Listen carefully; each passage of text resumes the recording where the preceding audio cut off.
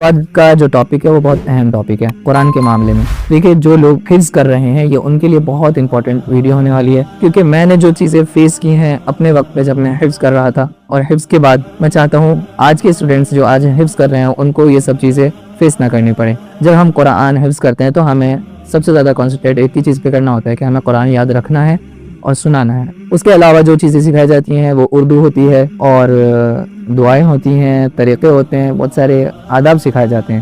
یہ بیسک چیزیں سکھائی جاتی ہیں، لیکن قرآن کے معاملے میں ہمیں کچھ نہیں سکھایا جاتا. قرآن صرف پڑھنا سکھایا جاتا ہے، اس کو سمجھنا، اس پہ تدبر کرنا، اس پہ فکر کرنا. قرآن کی کوئی فکر جتنا میں نے ایکسپیرینس کیا ہے قرآن کے بارے میں کچھ بھی نہیں بتایا جاتا تھا سوائے یاد کرنے کے. جب میں نے حفظ کیا، حفظ کے بعد میں لوگوں سے ملا تو جب میں نے حفظ مکمل کیا تو میں بڑا ایک جذبے میں تھا، میں قرآن کا حافظ بن گیا ہوں. یہ سب چیزیں میرے ذہن میں چلتی تھی. ایک دن ایک بندے نے مجھ سے سوال کیا، کیا تمہیں پتہ ہے سبحان ربی الاعلی کا مطلب کیا ہے؟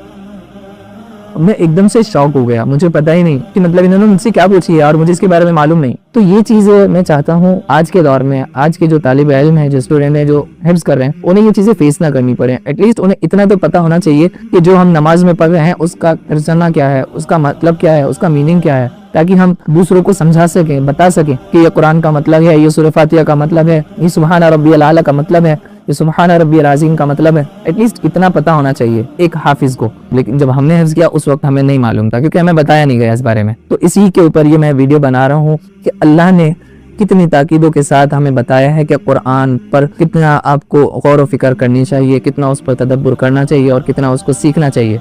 تدبر، قرآن پر غور و فکر کرنا. اللہ تعالیٰ قرآن میں فرماتا ہے کتاب انزلناہ الیک مبارک لیدبروا آیاتہ ولیتذکر اولو الالباب.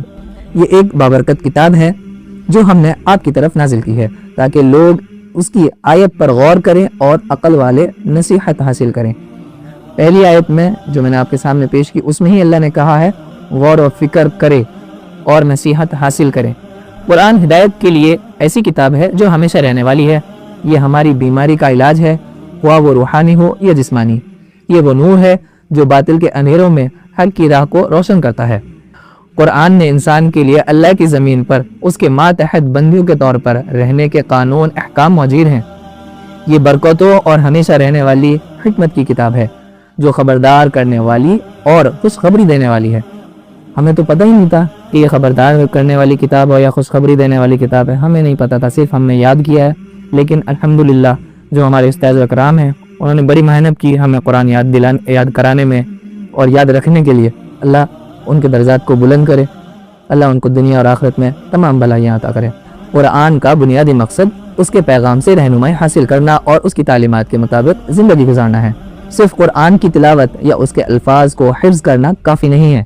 اگرچہ دونوں اعمال ضروری ہیں لیکن ان کے ساتھ گہرا غور و فکر اور قرآن کو زندگی گزارنے کا مخلصانہ عزم ہونا چاہیے، جو کہ ہمیں نہیں آتا. ہم نے دیکھا ہے کہ آج مسلمانوں کی اکثریت میں اپنے آپ کو قرآن کے الفاظ کو دہرانے اور جنازوں، قبرستانوں اور گھروں میں اس کو سریلی آوازوں میں پڑھنے اور مصحف اٹھانے یا گھروں میں چھوڑنے تک محدود کر دیا ہے. اور یہ وہ بھول گئے کہ قرآن کی حقیقت کو سمجھنے میں اس کی سب سے بڑی برکت ہے اسے اپنے کردار کی شکل دینا، اس کے احکام پر عمل کرنا اور اس کی ممانعتوں سے دور رہنا. آپ کو ویڈیو پسند آئی ہو یا کوئی بھی ہیلپ فل لگی ہو تو جتنا ہو سکے اسے جو حفظ کے اسٹوڈنٹ ہیں ان تک پہنچائیں، ان کے ماں باپ تک پہنچائیں تاکہ وہ قرآن پر تدبر کر سکیں، قرآن پر غور و فکر کر سکیں، زیادہ سے زیادہ قرآن کو سمجھ سکیں. جتنا پڑھیں اتنا قرآن کو سمجھ سکیں. اور اللہ تعالیٰ ہماری غلطیوں کو، اگر اس میں کوئی غلطی کوتاہی ہو گئی مجھ سے بتانے میں یا مجھے پڑھنے میں یا سمجھنے میں، اللہ اس کو معاف فرمائے اپنے فضل و کرم سے. اور اللہ تعالیٰ کہنے سننے کے ساتھ ساتھ عمل کی توفیق عطا فرمائے. السلام علیکم ورحمۃ اللہ وبرکاتہ.